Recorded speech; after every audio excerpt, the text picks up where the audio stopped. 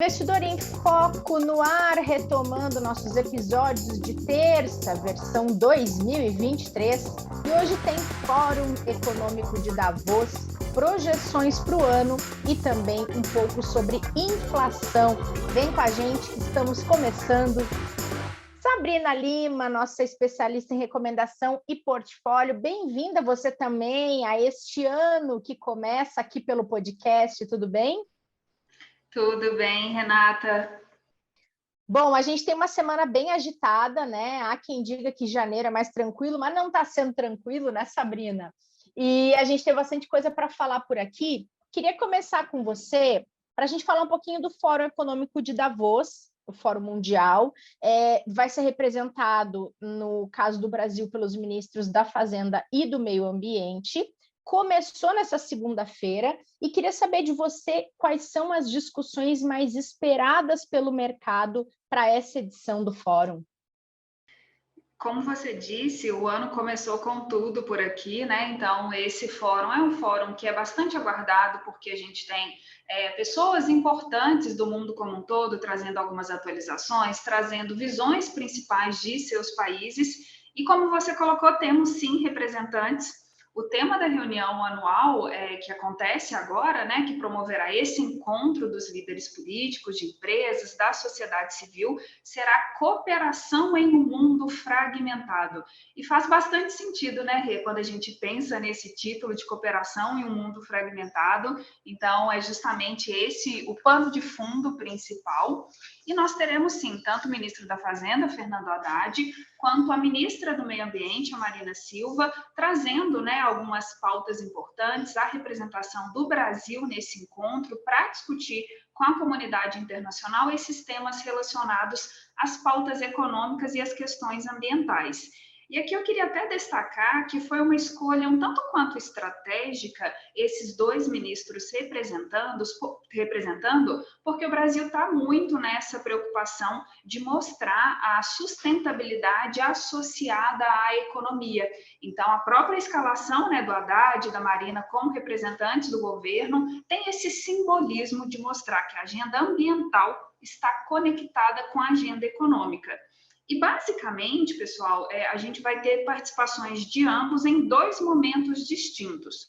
O Haddad ele vai trazer dois debates. O primeiro painel, que ele está escalado aí, está intitulado Brasil, um novo roteiro. E o foco vai ser principalmente a desaceleração econômica global e os desafios sobre as demandas domésticas, que a gente ainda vai falar um pouco mais no episódio de hoje.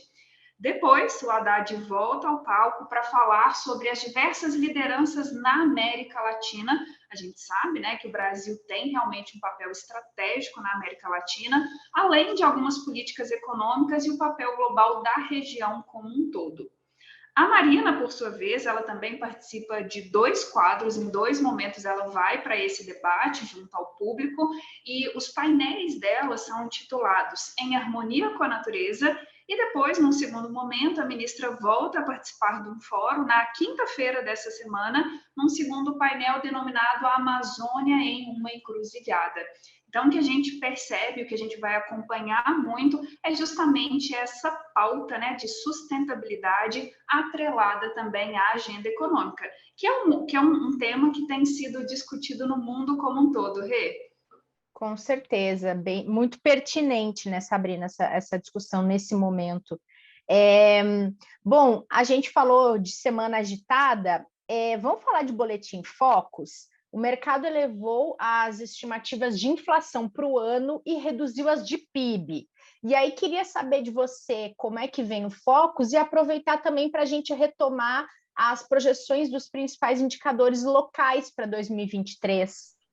Ótimo, vamos fazer isso sim. É interessante que nas últimas semanas a gente teve uma série de dados importantes saindo, então naturalmente a gente tem revisão de algumas das projeções, tanto para PIB quanto para a inflação, e um termômetro de mercado para a gente é justamente o Boletim Focus, né? Toda segunda-feira ele é divulgado, e o último Boletim Focus traz justamente o cenário de inflação novamente para a pauta. Chamou atenção principalmente o salto dado pela mediana para o IPCA, que é o Índice Oficial da Inflação, de 2025. Talvez quem está nos escutando pode pensar, nossa, mas só 2025? Mas é porque já existe, né, essa expectativa de que 2023 e 2024 será muito difícil a gente conseguir ficar dentro da meta de inflação do Banco Central. Então, há sim grandes expectativas para essa retomada, para essa convergência à meta a partir de 2025. E quando a gente olha especificamente para esse ano, para 2025, o avanço da inflação antes estava previsto lá 3,30% no relatório Focus de Mercado, e nesta última versão passou para 3,50%. E não foi só a projeção da inflação para 2025 que subiu. A projeção para o IPCA deste ano também subiu, agora ela está em 5,39%. Para 2024, que é um horizonte também mais relevante para essa estratégia de convergência à inflação do Banco Central, a projeção do Focus ficou estável em 3,70%. E esse último Focus também foi interessante, pessoal, porque ele trouxe pela primeira vez a mediana para a inflação de 2026, que também está numa trajetória de alta, o que acaba sinalizando uma desancoragem mais ampla das expectativas. Então, quando a gente olha muito a projeção do Focus, a gente busca comparar com o teto da meta. A gente sabe que a gente tem uma meta de inflação que deve ser perseguida. Então, a mediana no Focus para a inflação oficial em 2023 está bem acima do teto da meta, que é de 4,75%, apontando, então, para 3 anos de descumprimento do mandato principal do Banco Central. Após 2021 e 2022, a gente já ter terminado o ano acima da meta. Para 2024, para 2025, os números indicados ao Boletim Focus também estão acima do centro da meta, e, por enquanto, para 2026, a gente ainda não tem um objetivo muito definido. E aqui eu só ressalto também que o foco da política monetária, tanto esse ano como no ano que vem, deve seguir sendo essa questão da inflação também. Então, as expectativas, né, de que como o ciclo de aperto monetário conseguirá trazer os nossos números para a convergência da meta. Na última reunião do Copom, que aconteceu em dezembro do ano passado, o Banco Central ele decidiu, né, manter a Selic em 13,75%. Então, iniciamos 2023 com esse patamar de juros. E aqui, para além do Boletim Focus, quando a gente consolida tudo isso que a gente está conversando nas projeções para o ano, aqui eu queria destacar para vocês que as nossas projeções aqui do Itaú BBA trazem a Selic para 2023 a 11%. E aí o que acontece? Quando a gente olha esse número, né? Então, hoje estamos aí no patamar mais alto, 13,75, é esperado uma queda. A queda deve acontecer só no segundo semestre. Mas, novamente, como a gente teve novos dados de inflação, esses 11, eles foram revisitados e foram, então, para 12,5%, né, de expectativa de Selic. Quando a gente olha para o PIB também, tá?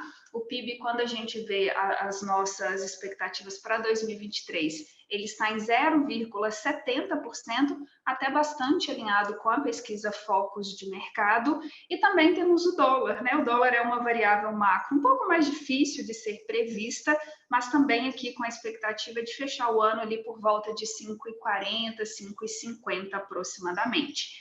Então, basicamente, assim, olha, o Boletim Focus vai saindo toda segunda, a gente vai monitorando, vai vendo as expectativas de mercado, mas por hora são esses os números principais que a gente tem de expectativa para o ano de 2023, que começamos há pouco. Perfeito. Agora, falando em projeção, como é que vem pensando em mercado global, Estados Unidos, até pensando também na discussão toda de inflação referente à inflação norte-americana, o mercado ainda repercute a trégua dos indicadores de inflação, né, Sabrina? Como é que isso se alinha às expectativas para o ano, hein? Ótimo. Quando a gente olha para esse cenário global, a gente vê que esse movimento de juros, né, como a gente vem colocando em vários episódios aqui, é um movimento realmente um pouco mais amplo, e os últimos dados de inflação dos Estados Unidos, eles vieram mais fracos. Então, isso acabou reforçando um pouco as expectativas de que o Fed, né, o Banco Central americano, irá moderar o ritmo de elevação de juros, com aumento na próxima reunião de 25 pontos base. Essa reunião acontece no mês de fevereiro. E aqui é interessante a gente avaliar ao longo das últimas semanas, quando esses dados vão saindo, porque a gente tem uma estatística do CME Group que ela apontava com mais de 90% de chance da gente realmente ter um aumento na próxima reunião de 25 pontos base. Em momentos anteriores, antes desses últimos indicadores de inflação, as apostas para 50 pontos base estavam mais fortes. Então, agora, o que a gente tem de principal é essa expectativa de 25 pontos base na reunião de fevereiro. O mercado de trabalho e alguns outros indicadores de desemprego, de nível médio de salários que são avaliados em conjunto, eles seguem apresentando uma certa resiliência no mercado americano. Então, isso, de certa forma, reduz o risco de recessão no curto prazo.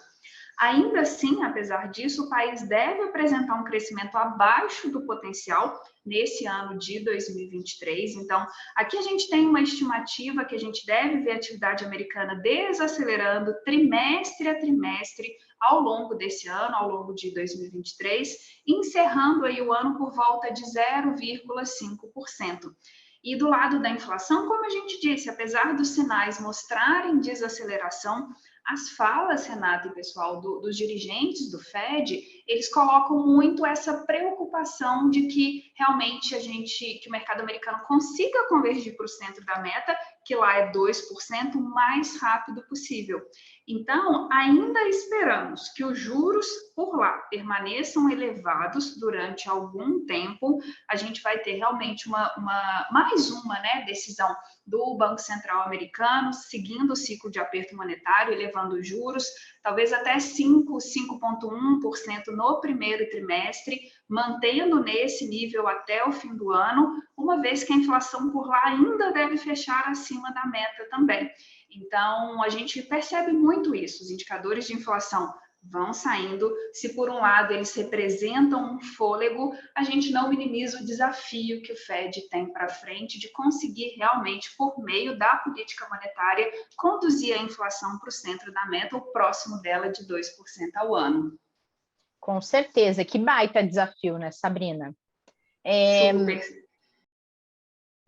Verdade. Agora, a gente não podia deixar de tratar aqui de um dos assuntos mais falados pelo mercado nos últimos dias, que é a crise das Americanas, uma empresa que é listada aqui na Bolsa de Valores, a B3, e queria que você atualizasse para a gente, aproveitando que esse é o primeiro episódio que a gente fala de mercado nesse ano, e essa questão das Americanas já dura alguns dias, atualizar para a gente como é que está essa situação agora, já que o mercado mostra preocupação e também aguarda os desdobramentos disso, né?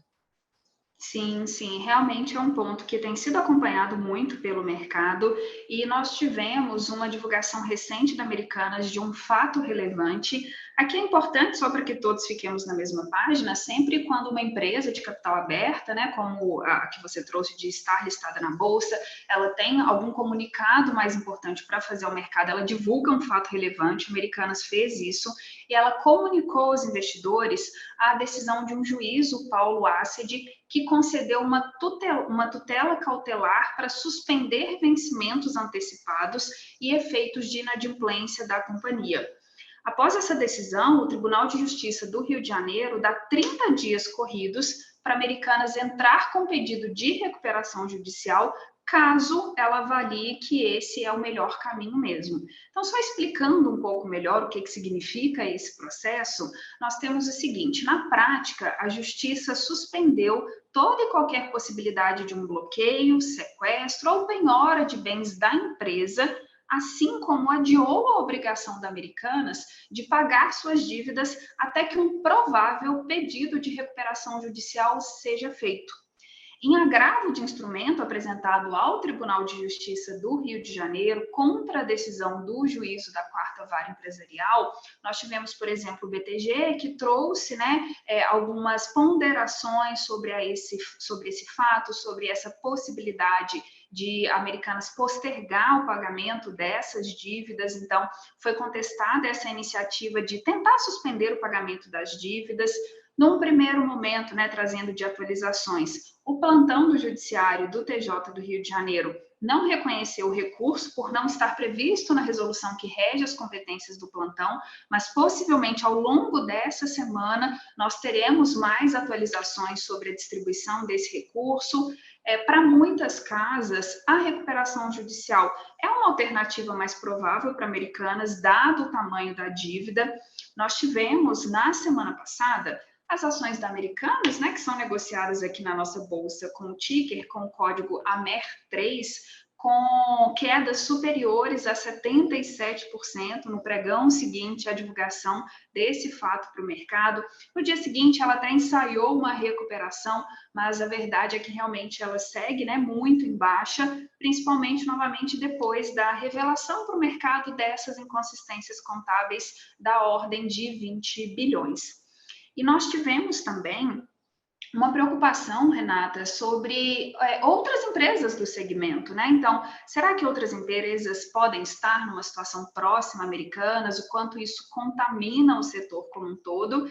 Então, aqui eu queria deixar também para o nosso ouvinte que essas preocupações do setor, as outras empresas tentaram minimizar, como a Magazine Luiza e a própria Via, reforçando que todas as operações de risco sacado, e risco sacado é justamente essa operação que a gente comentou, essa inconsistência no balanço. Tanto Magazine Luiza quanto Via já reforçaram que o risco sacado delas é registrado nos respectivos balanços, incluindo a conta de fornecedores, colocaram que todas as despesas financeiras relacionadas a essas operações são refletidas nos lucros e nas perdas. E aqui até trazendo um pouco de números, no caso de Magazine Luiza, o risco sacado representou quase metade de todas as contas a pagar de fornecedores no terceiro trimestre de 2022, que é o último balanço que nós temos disponível. Quando a gente olha para a Via, isso representou quase um terço. Então, são outras duas principais empresas do setor que também, né, vieram a público para trazer essas atualizações. Mas o que a gente tem de expectativa é que saiam muitas notícias nos próximos dias, que a gente tenha o desenrolar desse processo, mas até o momento são essas atualizações que a gente tem, e qualquer novo fato relevante, né, a gente se preocupa aqui em comunicar ao nosso investidor para que ele entenda realmente os impactos dessa situação em Americanas e como que isso pode se refletir no mercado mesmo. Perfeito, vamos acompanhando ainda, é algo que vai se desdobrar por algum tempo, a gente vai acompanhando também por aqui. Além de acompanhar essa situação, principalmente quem investe, o que mais tem de importante na agenda da semana, hein, Sabrina? Bom, na agenda local, nós temos basicamente o IGP-10 que sai, então é mais um dado de inflação que o mercado vai acompanhar, mas o principal aqui está realmente as participações no Fórum de Davos, tanto do Haddad quanto da Marina. Na agenda internacional, nós temos alguns pontos mais em detalhes. Nós temos o discurso do presidente do Banco Central Europeu, Andrew Bailey. A gente tem na China dados do PIB do quarto trimestre, produção industrial e vendas no varejo. A China, que é um mercado tão acompanhado pela gente, que tem realmente capacidade de fazer preço aqui nos nossos ativos. Então, divulgação de PIB por lá essa semana é bastante importante. Quando a gente vai para os Estados Unidos, por lá nós estamos em temporada de divulgação de demonstrações financeiras. Então, uma série de empresas reportando seus números para o mercado, isso também pode fazer preço, trazer um pouco mais de volatilidade no curto prazo. Então, as principais empresas, né, estão sendo acompanhadas nesse sentido. Passando para a Ásia, nós temos o Banco do Japão comunicando ao mercado a sua decisão de juros. O Japão, ele adota uma política monetária que a gente chama de ultracomodatícia, então há uma expectativa para a divulgação desses juros por lá, em que nível que ele vai chegar para o mercado mesmo. Nós temos também na Europa o CPI, né, que é um dos dados da inflação, tanto da zona do euro quanto do Reino Unido. Nós temos na sexta-feira o PPI da Alemanha, que é uma das principais economias da Europa, então mais alguns dados de atividade econômica por lá, de vendas no varejo, isso vai sair, né? Então o mercado acompanha. E para os Estados Unidos, né, além da temporada de divulgação de balanços, nós temos livro bege, e nós temos também vendas de moradias usadas. O mercado americano, no sentido imobiliário, também é bastante acompanhado. Então, aqui, apesar da agenda local estar um pouco mais vazia, na agenda internacional temos divulgações importantes pelo mundo todo que podem acabar tendo influência aqui nos nossos ativos também. Com certeza, muito bom. Abrimos bem nossa semana, nossa programação do podcast aqui de 2023. Obrigada pela sua companhia, Sabrina. A gente se vê em breve por aqui. Muito obrigada, prazer estar aqui com vocês nesse primeiro episódio de 2023 e até a próxima. Até! E obrigada a todo mundo que nos acompanha por aqui, que nos acompanhou o ano passado inteiro. Bora para mais uma temporada? A gente espera vocês de volta na quinta-feira. Estaremos por aqui nas suas plataformas preferidas de podcast. Até lá!